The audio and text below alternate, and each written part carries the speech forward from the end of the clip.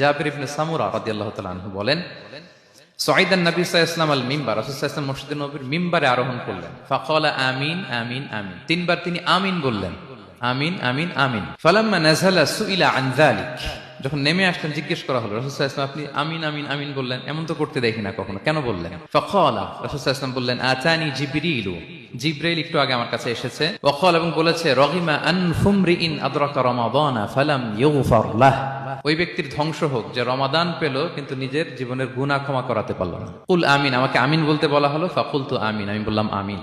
সম্মানিত সুধী, রাসূল সাল্লাল্লাহু আলাইহি ওয়াসাল্লামের পক্ষ থেকে বদদোয়া, হুঁশিয়ারি এবং তাদের ধ্বংসের জন্য রাসূল সাল্লাল্লাহু আলাইহি ওয়াসাল্লাম আমিন বলেছেন। কে আমিন বলেছেন বলেন তো সবাই? স্বয়ং রাসূলুল্লাহ সাল্লাল্লাহু আলাইহি ওয়াসাল্লাম বলেছেন আমিন। এবার কি একটু ভয় লাগতেছে? এতক্ষণ তো খুব হোপফুল ছিলাম আমরা, এখন কেমন মনে হচ্ছে আপনাদের বলেন? রমাদান পেলাম কিন্তু মুক্তি নিশ্চিত করতে পারলাম না, ক্ষমাপ্রাপ্ত বান্দাদের যে লিস্ট ওখানে নিজের নাম তুলতে পারলাম না, তাদের জন্য ধ্বংস। এবং এই বদদোয়া করে স্বয়ং রাসূলুল্লাহ সাল্লাল্লাহু আলাইহি ওয়াসাল্লাম বলেছেন আমিন। তো এই দোয়া তো সুনিশ্চিত ভাবে আল্লাহ তাআলার কাছে কবুল। এই ব্যাপারটা কিন্তু খুবই ভয়ঙ্কর। It's a reminder for me and for all of you. আমরা যেন আমাদের প্রত্যেক কাজের মধ্য দিয়ে রমাদানে এটা ভাবি যে আমি ক্ষমাপ্রাপ্ত বান্দাদের অন্তর্ভুক্ত হতে পারলাম কিনা, এই রমাদানে ইবাদতের মধ্য দিয়ে আমি আল্লাহর ক্ষমা মুক্তি